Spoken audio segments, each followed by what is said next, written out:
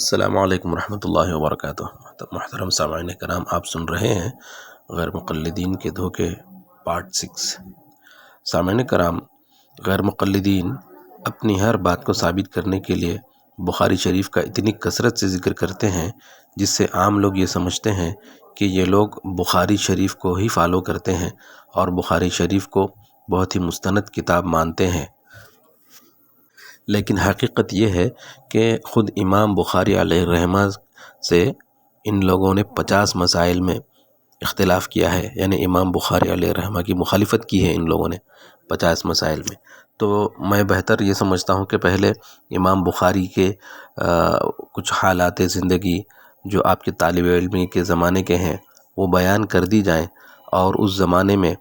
جو احناف کے علماء نے ان کا ساتھ دیا ہر اعتبار سے، اس کا بھی کچھ ذکر کر دیا جائے تاکہ سامعین کو پتہ چلے کہ احناف کے علماء نے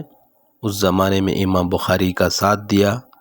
اور آپ کی علمی سرپرستی فرمائی، اور احناف کے ساتھ امام بخاری علیہ الرحمہ کے جو بہتر تعلقات تھے ان کا بھی کچھ ذکر اس ویڈیو میں کیا جائے گا۔ چنانچہ آپ کی طالب علمی کے زمانے کے بارے میں کچھ تفصیل یہ ہے کہ بصرہ میں آپ نے امام ابو عاصم النبیل علیہ الرحمہ جو امام ابو حنیفہ کے شاگرد تھے، اور اسی طرح محمد بن عبداللہ انصاری رحمۃ اللہ علیہ یہ بھی امام صاحب کے شاگرد ہیں، اور اسی طرح عبد الرحمن بن حماد الشعیثی اور محمد بن عرعرہ، حجاج بن منہال، بدل بن محبر رحمہ اللہ، ان حضرات سے آپ نے احادیث حاصل کیا۔ اسی طرح کوفہ میں بھی آپ نے بہت سارے محدثین سے احادیث حاصل کی، جن میں قابل ذکر امام ابو حنیفہ علیہ الرحمہ کے شاگرد عبید اللہ بن موسیٰ اور ابو نعیم فضل بن دکین رحمہم اللہ قابل ذکر ہیں۔ اسی طرح بغداد میں آپ نے احمد بن حنبل علیہ الرحمہ جو ہمارے امام ابو یوسف علیہ الرحمہ کے شاگرد ہیں ان سے علم حدیث حاصل کیا، اور اسی طرح بہت سارے محدثین ہیں جن کا نام یہاں ذکر نہیں کیا جا سکتا، آپ نے ان سے علم حدیث حاصل کیا۔ محترم سامعین کرام، امام بخاری علیہ الرحمہ کے ابتدائی حالات، طالب علم اور سماع حدیث کے لیے سفر سے دو باتیں کھل کر سامنے آتی ہیں۔ ایک یہ کہ احناف کے حضرت امام بخاری علیہ الرحمہ سے بہت اچھے تعلقات تھے، چنانچہ امام ابو حفص کبیر کی امام بخاری علیہ الرحمہ کے والد اسماعیل رحمۃ اللہ علیہ سے آخر وقت تک دوستی رہی،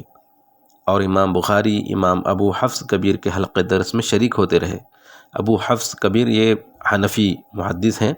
ان کے حلقہ درس میں امام بخاری شریک ہوتے رہے اور آپ سے جامع سفیان کا سماع کیا، اور امام ابو حفص کبیر کی آپ پر بھرپور توجہ رہی، اور آپ نے امام بخاری کی شہرت کی پیش گوئی فرمائی تھی جس کا ظہور دنیا نے دیکھا۔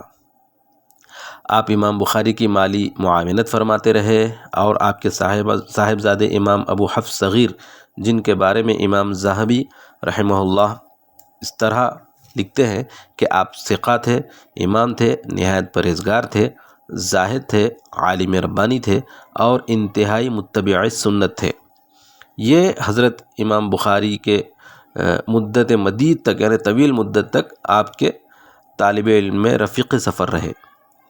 اور حضرت امام ابو حفص کبیر اور حضرت امام ابو حفص صغیر یہ دونوں کبار احناف میں سے تھے، یعنی احناف کے بڑے عالموں میں سے تھے، اور بخارا میں احناف کی ریاست علمی آپ حضرات پر ختم تھی۔ حضرت امام بخاری علیہ الرحمہ نے تحصیل علم کی ابتدا میں حضرت امام وکیع، حضرت عبداللہ ابن مبارک رحمہم اللہ کی کتابیں ازبر کر لی تھیں اور جامع سفیان کا سماع کیا تھا۔ یہ کتابیں فقہ حنفی پر مشتمل تھیں، کیونکہ حضرت امام وکیع علیہ الرحمہ اور حضرت عبداللہ ابن مبارک علیہ الرحمہ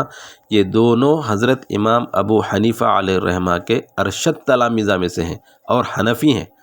اور امام سفیان ثوری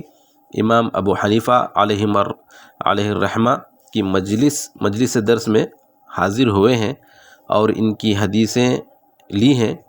اور ان سے حدیثیں روایت کی ہیں۔ البتہ امام صاحب کی فقہ انہوں نے علی بن مسہر رحمہ اللہ سے حاصل کی ہے، جو امام ابو حنیفہ کے مختص تلامذہ میں شمار کیے جاتے ہیں۔ بہرحال تفصیل بہت ہے جس کا ذکر یہاں کرنے سے میں قاصر ہوں. انشاءاللہ اگلی ویڈیو میں مزید کچھ معلومات فراہم کی جائیں گی، جیسے کوفہ کی علمی حیثیت پر بات کی جائے گی انشاءاللہ.